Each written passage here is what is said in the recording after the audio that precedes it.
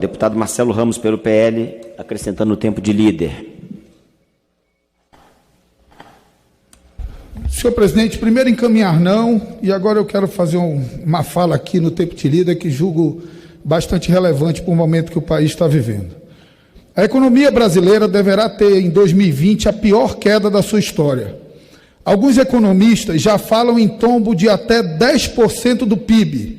A causa, todos sabemos, é o Covid-19 e seus efeitos devastadores sobre o planeta e sobre o nosso país. A recuperação esperada para o pós-crise não é animadora. A economia brasileira terá mais uma década perdida em termos de crescimento econômico. Estima-se que o tamanho da nossa economia no final de 2020 seja equivalente ao que era em 2010, há 10 anos atrás.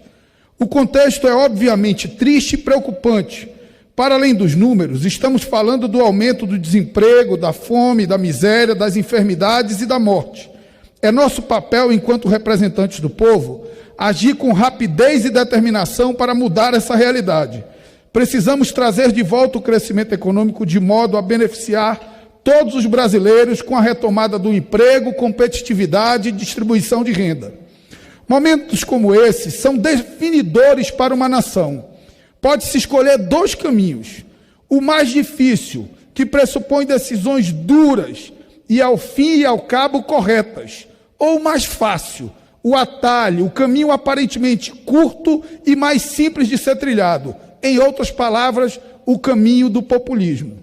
A história do nosso país e da nossa América Latina mostra inequivocadamente, entretanto, que o populismo sempre leva a médio prazo à pobreza, ao desespero, ao subdesenvolvimento, seja ele populismo de direita ou de esquerda.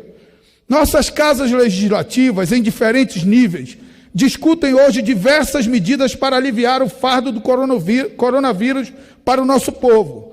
São sempre medidas bem intencionadas, não tenho dúvida. Nós, legisladores, queremos sempre acertar, mesmo quando erramos.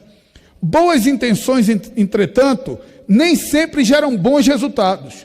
Tomemos como exemplo a dezena de projetos que tramitam nessa casa e têm como objetivo tabelar a taxa de juros.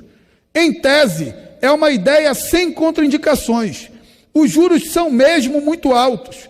Dinheiro barato estimula a atividade econômica e assim ajuda a manter e a gerar emprego e renda. Mas a experiência histórica no Brasil e no mundo mostra que os efeitos desse tipo de política são potencialmente devastadores para a própria concessão de crédito e para a saúde do sistema financeiro. Afinal, de duas uma, ou os bancos simplesmente fecham as torneiras de empréstimo ou emprestam de forma irresponsável. Se os bancos seguirem o primeiro caminho e restringirem o crédito, nossa política terá produzido o efeito contrário ao que pretendíamos.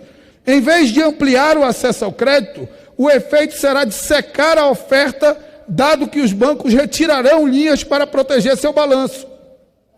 Para isso, basta olhar para o vizinho Chile, onde 84% da população mais pobre perdeu o acesso ao crédito após o governo limitar os juros. O crédito seca, deixa de irrigar as empresas e pessoas físicas, e uma depressão econômica se torna inevitável.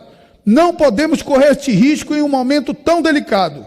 Agora, se por outro lado, os bancos passarem a emprestar de forma irresponsável, estaremos repetindo os erros cometidos na crise de 2008 e correndo o risco de desencadeamento de uma crise sistêmica do setor financeiro. Muitas das medidas que tramitam nesta casa aumentam o risco de inadimplência ao mesmo tempo em que buscam expandir o crédito.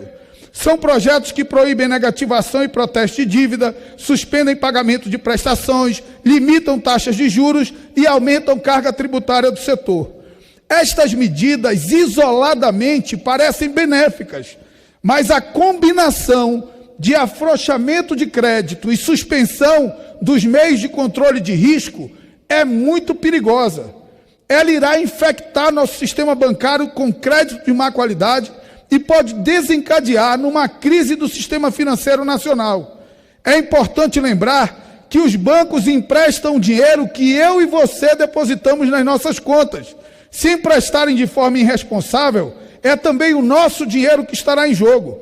O Brasil possui um dos sistemas financeiros mais sólidos do mundo e temos que trabalhar para mantê-lo assim e não semear elementos para uma nova crise. O acesso ao crédito será indispensável para a reconstrução da nossa economia após a crise. Para isso, o sistema financeiro precisa de liquidez e confiança para alavancar o consumo e o investimento. Aumentar a taxação para 75%, como alguns propõem, pode parecer benéfico, mas afastará investidores e secará uma importante fonte de recursos para o nosso país. Esta casa precisa, sim, discutir medidas que reduzam os juros e facilitem o acesso ao crédito. Precisamos, entretanto, discutir esta medida de forma estruturada e técnica, de forma a fortalecer o nosso sistema financeiro e não fragilizá-lo. Não podemos nos deixar levar pelo caminho mais fácil e popular. Não podemos correr o risco de, sob o argumento de enfrentar a crise, gerar uma crise maior, mais profunda e mais longa. É preciso ter coragem para enfrentar a grave crise que o país atravessa, tendo a responsabilidade com o futuro e com as próximas gerações. Muito obrigado, senhor presidente.